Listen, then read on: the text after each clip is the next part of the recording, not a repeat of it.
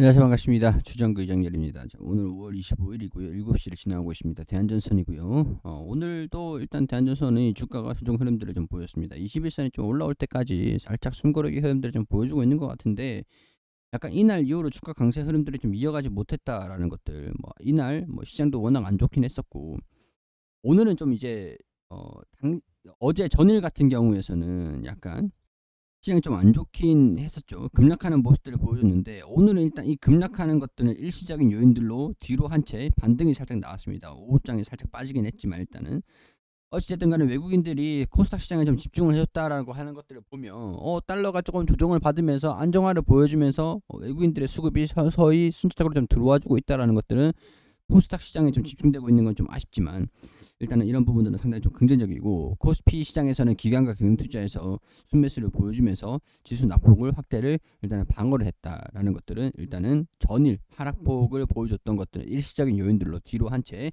추가 하락은 좀 제한적인 모습들을 보여줬다. 약보합권에서 상승 흐름들을 일단 보여줬다. 이런 것들로 인해서 일단 대한전선 같은 경우에서는 21선이 올라오고 있는 상태에서 장기평선들이 서서히 조정을 좀 받고 있는데, 이날 좀 뚫고 올라갔으면은 좀 강세 흐름들을 보여줄 가능성들이 좀 있을 것 같은데, 이거는 사실 저도 뚫고 올라갈 거라고 좀 기대를 해봤었는데, 좀 시장이 꼬그라지면서 좀 안타깝게 좀 아쉽도록 아쉽게 뭐 진행이 됐다, 뭐 이렇게 뭐 설명을 드릴 수밖에 없을 것 같습니다. 기관이나 금융투자 연기금 같은 경우에서는 뭐 계속 꾸준하게 순매수 흐름들을 좀 보여주고 있는데, 약간 이날 같은 경우에서 순매도 흐름들을 단기적으로 잠깐 보여준 적은 있어요. 순매도 흐름들을 잠깐 단기적으로 딱딱딱 보여준 적은 있습니다. 근데 계속 이후로는 순매수를 확대를 시키고 있는 상황들이고, 외국인들은 정반대로 이제 매도를 하다가 매수를 하다가 매도하다가 또 이제 매수하다가 매수를 하는 척 매도를 하고 있는 상황에서, 기관과 개인 투자자들이 안전선에 좀 집중을 하고 있는 상황들이다라고 정리를 할 수 있을 것 같고, 수급은 일단은 뭐 21선이 올라오는 거에서 지지를 좀 받고 반등이 좀 나와주기를 바라볼 수밖에 없는 그런 상황들이다. 또 이제 21선의 지지를 받고 반등이 나왔고 살짝 좀 이탈하는 모습들을 보인 적이 있지만, 어쨌든 간에 상승폭을 좀 확대를 시킨 적이 있고 장기 평선을 좀 뚫어줬기 때문에, 장기 평선을 뚫어줄 때 보통 이제 주가가 이 뚫어주는 이 과정에서 살짝 조정을 좀 받기도 하거든요. 저항을 좀 받기도 해요. 장기 평선들이 이렇게 뚫어줄 때 당시에는 조정을 좀 받기도 합니다. 장기 이평선, 이평선이 뚫어줄 때쯤, 이평선이 뚫어줄 때쯤, 이평선이 뚫어줄 때, 항상 이평선이 뚫어줄 때는 조정을 좀 받기도 합니다. 그렇기 때문에 약간의 변동성 이런 것들은 이제는 염두를 좀 해놔야 될 것 같고, 21선이 뚫어주면은 21선을 이탈하지 않은 선에서 지지를 받고 반등 나오는 것들도 조금 지금 상태에서는 숨고르기 하는 것들을 열어둔 상태에서 여유롭게 21선을 올라오는 것들을 지켜보시는 게 좋을 것 같아요. 혹시라도 몰라서 미리 말씀을 드리는데, 만약에 21선을 이탈을 해주잖아요. 여기서 주가가 만약에 지지를 받고 이런 식으로 올라가지 못한다, 이탈을 했다, 이런 식으로 좀 이탈을 했다, 이런 식으로 빠졌다라고 하면은, 저 같은 경우에는 61선에서 추가 매수를 해볼 것 같아요. 일단은 뭐 이탈할 것 같다라고 하면은 그때 판단해서 비중 확보한 다음에 좀 더 낮아지면 낮은 주가에서 매수를 해가지고 평균 단가를 한 칸 더 맞춰보시는 것도 하나의 대안이 될 수도 있을 것 같습니다. 이거는 그냥 염두만 해두시면 될 것 같아요. 전략적인 부분들 리스크 관리하는 차원이니까. 자, 오늘은 풍력에 대해서 좀 말씀을 드리려고 합니다. 대한전설 음, 뭐랄까, 이 풍력에 대한 부분들, 쾌주의 실적, 성장 토대 지속 확대된다. 케이블 솔루션 경쟁력 강화를 하고 있다. 호반에 편입하고 난 다음에 가장 투자를 먼저 결정한 것은 광케이블 산업이다. 그리고 해저 케이블에 대한 부분들도 신재생 확대 기조에 맞춰 태양광 전용 직류 케이블 솔라인도 출시를 했다. 그리고 여기 좀 밑에 보면은, 먼저 해상풍력 시장의 전 세계적인 수요 확대에 대비해 해저 케이블 임해 공장 부지를 확정을 했다. 국내 주요 생산시설인 당진 공장과 10분여 거리에 위치한 당진항 고대 부두에 해저 케이블 공장을 건설을 하고 외부망 생산이 가능하도록 설비 구축할 계획이다. 사우디에도 초고압 케이블 해외 공장 건설을 추진을 하고 있다. 그리고 뭐 카타르, 쿠웨이트, 전역 유럽까지 수주 시장을 확대를 하기 위해서 주요 공급사로서 입지를 더 공고히 하기 위함이다. 뭐 이런 것들. 미국 주요 지역에도 신규 판매 영업법인이 아니라 생산법인 설립을 검토를 하고 있다. 글로벌 접점을 지속적으로 확대해 나갈 예정이다. 자, 유럽 같은 경우에는 중요한 게 풍력에 수주를 넣는다. 그럼 케이블도 같이 해적 케이블이라든가 그런 것도 수주가 들어와야 되는 것들이거든요. 자, 간단하게 설명을 해보면은 유럽에서 해상 풍력을 계속 확대를 하고 있습니다. 2050년도, 2030년도, 2025년도 계속 2배 계속 캐파를 풍력을 이제 설치를 한다. 내년부터 이제 설치가 되는 걸로 보고 있거든요. 내년부터 설치가 된다라는 것들을 좀 이따 설명을 드릴 건데, 일단 중요한 것들은 생산 거점이 중요해요. 왜냐면은 미국에서 생산해서 바로 이렇게 유럽으로 건너오면 됩니다. 유럽으로 이렇게 건너오면 돼요. 근데 굳이 이렇게 막 뺑 돌아가지고 아시아 여기 아시아를 통해서 한국의 거점 당진항에서 출발해가지고 이 엄청나게 멀잖아요. 근데 여기 사우디 같은 경우에서는 바로 이렇게 공급을 할 수가 있죠. 아니면 하든가.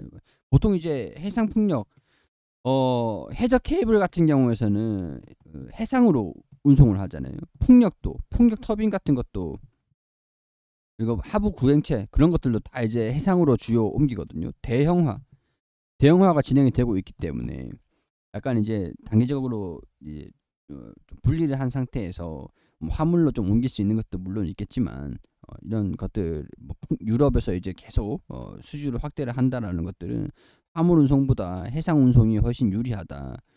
중동에서 이렇게 돌아서 이렇게 가도 되는 것들이고, 아니면 이쪽이다라고 하면은 여기로 이렇게 진행이 될 수 있을지 그거는 모르겠지만, 일단은 해상 운임 비용 이런 것들을 감안하더라도 가까운 곳에 주문을 할 수밖에 없어요. 가까운 곳에.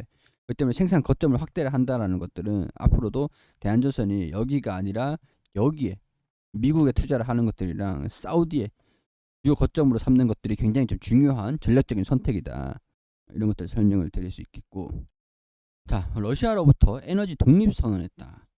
그렇기 때문에 원전 관련주로도 엮여 있고, 해상 케이블 이런 것에서 전 세계 태양광도 한전이 전선을 깔아줘야 되는 것처럼 이런 식으로 전력을 진류 정선 하는 것들 여기 나와 있었잖아요. 여기 보면은 송라인이라 해가지고 태양광 전용 어디 있었죠? 직류 케이블, 직류 케이블 이런 것들도 있고, 자 보면은 태양광도 그렇고 풍력도 그렇고 대한전선이 수혜를 받을 수 있을 것이다. 단기적인 부분에서 수주가 계속 유지가 될 것이다 라는 것들, 기대감들을 가질 수가 있겠죠. 2025년도까지 현재 2배 이상 늘리겠다. 유럽 전체 태양광 발전 용량을 2029년도까지 모든 신축 건물에 의무적으로 태양광 패널을 설치를 하겠다. 신축 건물에 하는 것들은 어차피 전선이 돼 있으니까 그거는 그렇다라고 쳐도, 전역에 태양광 발전 용량을 2025년도 현재 2배 이상은 늘리겠다라는 것들도 수주가 들어올 수 있는 우호적인 환경이 구축이 된다라는 것들이고, 러시아산 가스를 완전히 중단하기 위해서 2027년도까지 중단을 하기 위해서 이 풍력과 태양광 에너지에 대한 부분들이 계속 진행이 될 것이다. 2030년도까지 400조 원을 투입해서 태양광 해상 풍력 발전을 확충을 시킬 것이다. 대한전선 입장에서는 이 기자재 같은 것들을 납품할 수 있는 우호적인 환경들이 될 수가 있겠죠. 2025년도까지 태양광 발전 용량 320 메가와트 기가와트, 2030년도까지.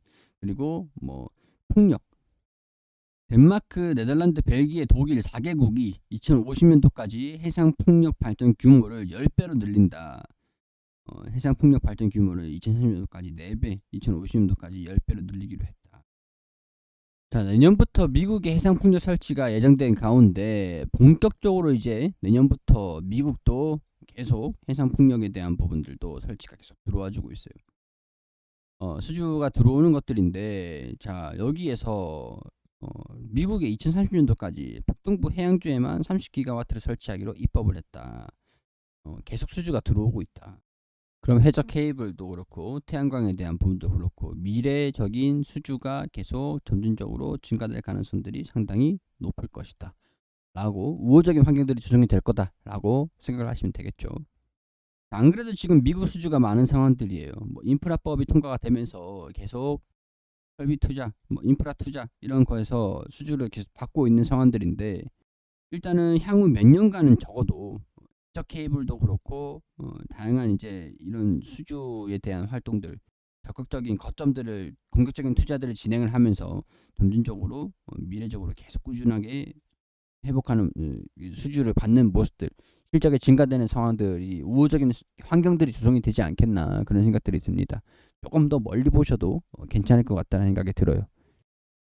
자, 풍력, 태양광 이런 쪽으로도 원전 쪽으로도 우호적인 환경들이 조성이 되고 있습니다. 이런 것들 좀 주목을 해보자라고 정리를 좀 해드리면서 대한전선 브리핑 여기서 마무리할 수 있도록 하겠습니다.